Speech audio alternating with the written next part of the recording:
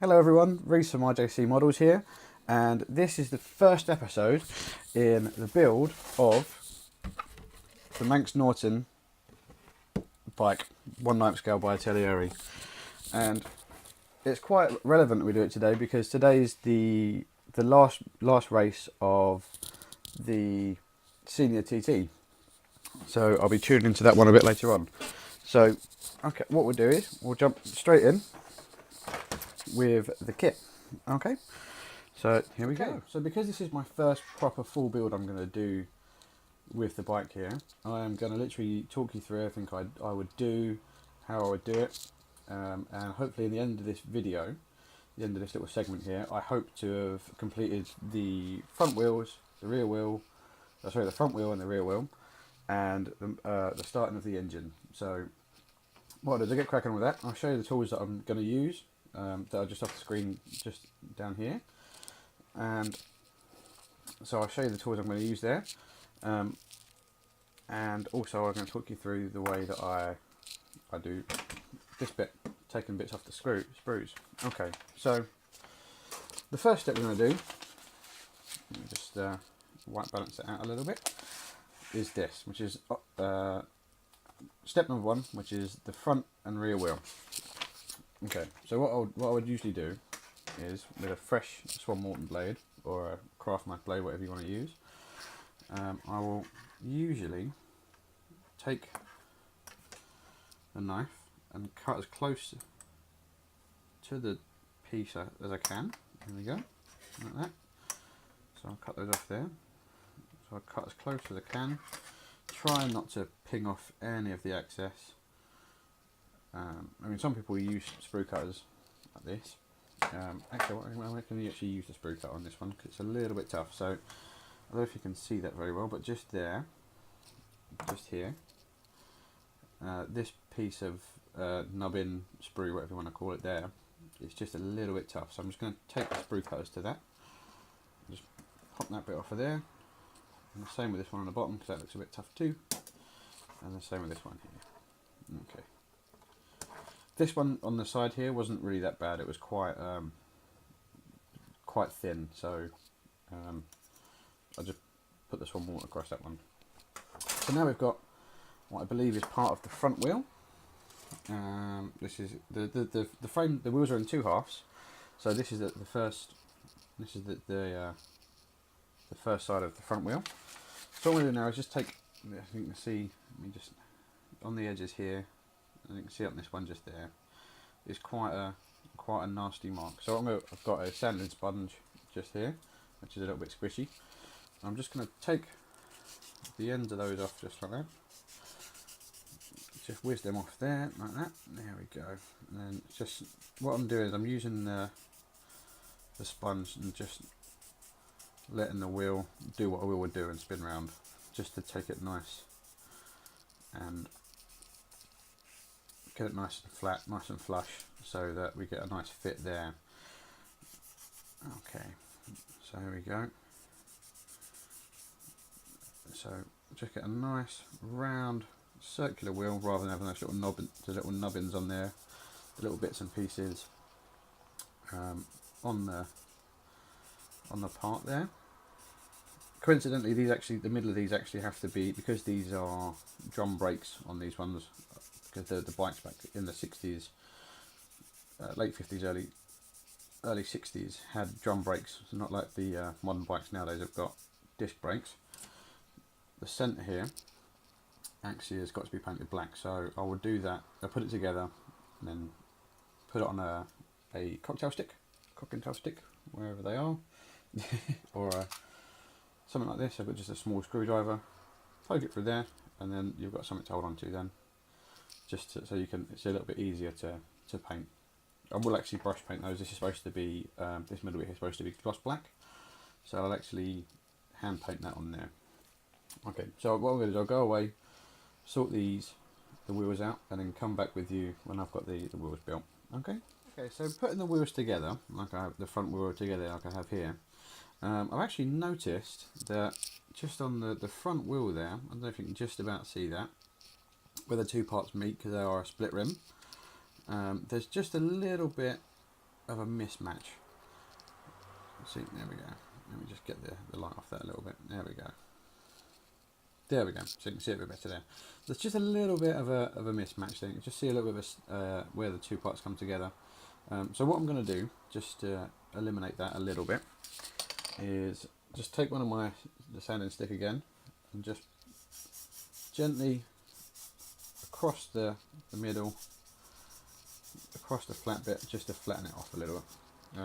I might even just grab another one of my bigger sanding sticks, which I shall show you wherever they may be. There we go. So I've got a wider, flatter. This is a sanding stick rather than a sponge. So this won't. There's a bit of a squish to it, but it won't squish as much as the blue one. So what I'm going to do with this is just take it across the edge there, because there are two little tabs there. Oh, again, sorry about the light. Just there and down the bottom there. So I'm just going to get rid of these excess little pieces just there, and then hopefully it'll come back together all right. Okay, so just a quick word about tyres. There has been a lot of around the model kit or the model making group forum, whatever you want to, the sort of the consensus is how to get seam lines out of the middle of tyres. As you can see on this one, we've got quite a nasty one. Again, I don't know if you can see that. There we go. Quite a nasty one just there. So the best thing to get rid of that again is get a sanding sponge. That's like this one. So you've got a bit of bounce to it, and then just gently rub it over the top there. I mean, don't worry about the tread patterns being filled in like this one is, because it will give it a bit more of a realistic look. I think what I'm actually going to do is just to get rid of that little bit just there, actually, is take my craft knife, so pop these yours to the side there, take my craft knife and just drop it, and just cut the edge off just there, just cut it down a little bit. So I've not lost any of that tread pattern at all. So it's a bit dusty where the dust's been in there, but that will be fine. Okay, so what I've got here now is I've done both the wheels, but I've just noticed that the back of this one's just come off, which is the rear wheel. But other than that, they look absolutely gorgeous, absolutely beautiful. You can really tell that these are a race wheel.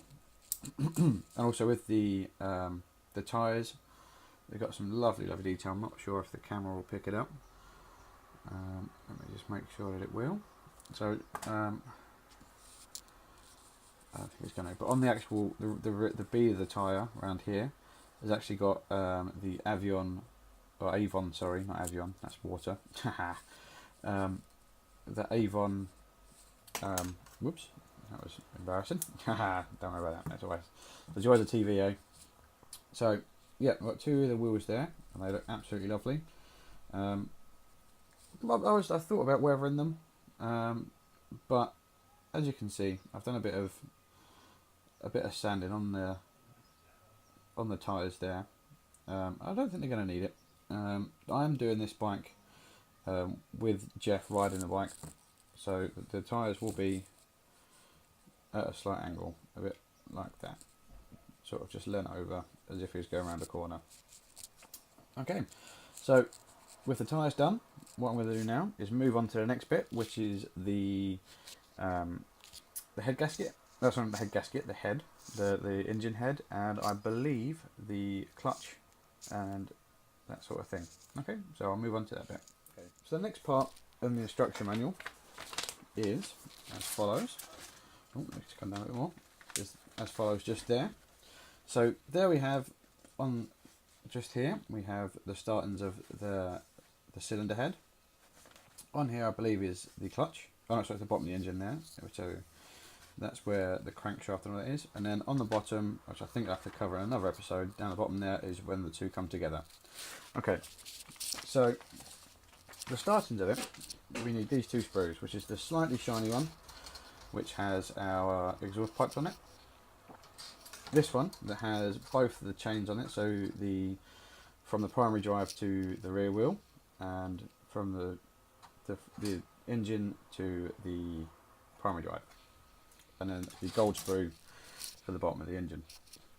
Okay, so with this one we are looking for the top parts of the engine, which I believe are just here.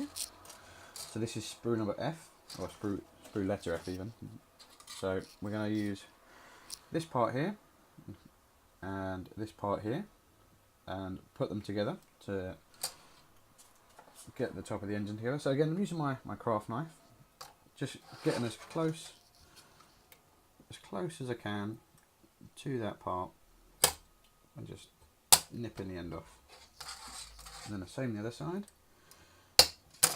So we've got a nice piece cut out like that. I don't know if you can just about see it here, but just on the edge here, there is a slight, just there, there's a slight overmold. So we're just going to get rid of that. So again, back with the sponge, and just going to use the sponge just to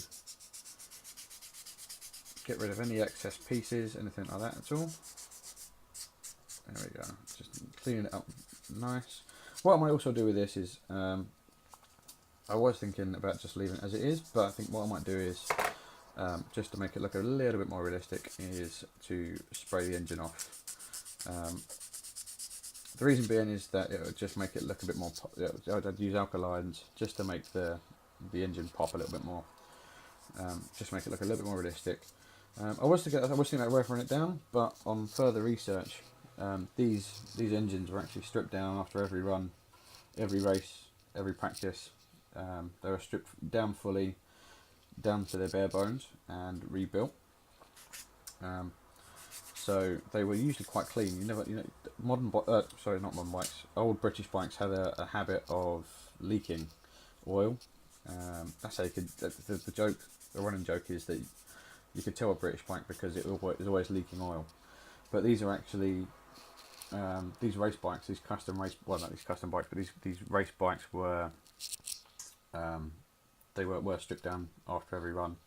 So there's one side of the engine, the cylinder head there. I'm just going to pop the other side off. Okay. The another thing with these, you have to be very, very careful because they're surgeon grade sharp scalpels, and they can be very, very sharp, and they can cause quite a cut. Speaking from experience, of course, as only you can with these things.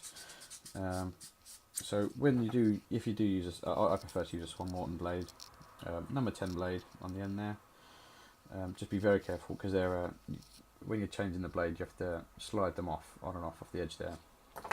So just be a little bit careful and a bit mindful if you are using one of these. I mean, a lot of people will use the craft knives, the sort of like the orange ones that slide up and down, like this one just here.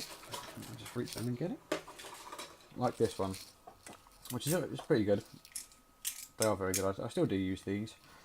So you just snap the end off when you finish, when this end's gone blunt. So you just snap the end off.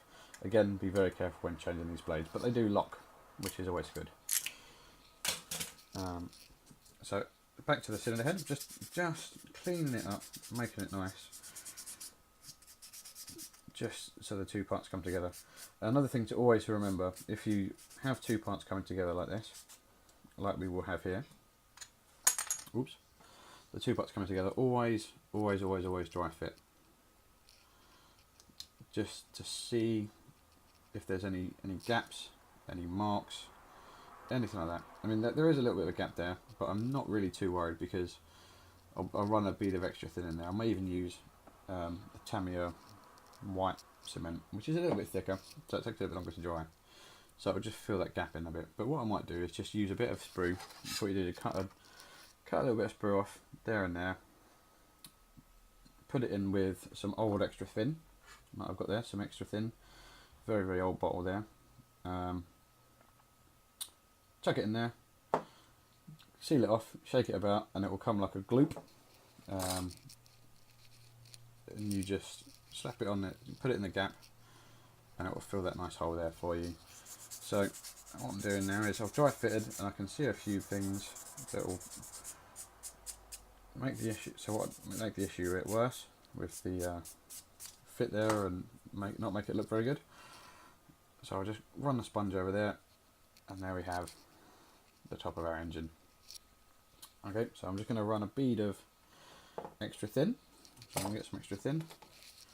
Just run a small bead, pop it into the holes there, because this is what they call weld action glue. So what will happen is this will weld the two parts together. So it will weld the two parts together, and it will make it quite a nice bond. Usually what will happen if you get with the extra thin is you may get a little bit of overfill, as it were, and usually it will fill that gap, but there is still quite a considerable gap just there, which I'm not really too worried about because I can just fill that in with a bit of filler, anything like that at all. Okay, so that's the top of the engine done. There are a few little bits and pieces to go on there, which I believe are the valve springs or some sort of engine spring, which are just here. But there we go, just there. I won't film doing that. What I'll do is I'll put all this on together, put the bottom of the engine on, put the bottom of the engine together, and then from there I'll come back to you with the next episode of the build. Okay, so that was my build of the Italeri. That was my part one of my build of the Italeri 1/9 scale Manx Norton 500cc. So far, I think it's a brilliant kit. If you get a chance to build this kit, build it. If you're a bike fan, even if you're not a bike fan, it is still a very nice kit. Looking forward to seeing this one finished. So keep your eyes peeled for that. I will be showing you how to do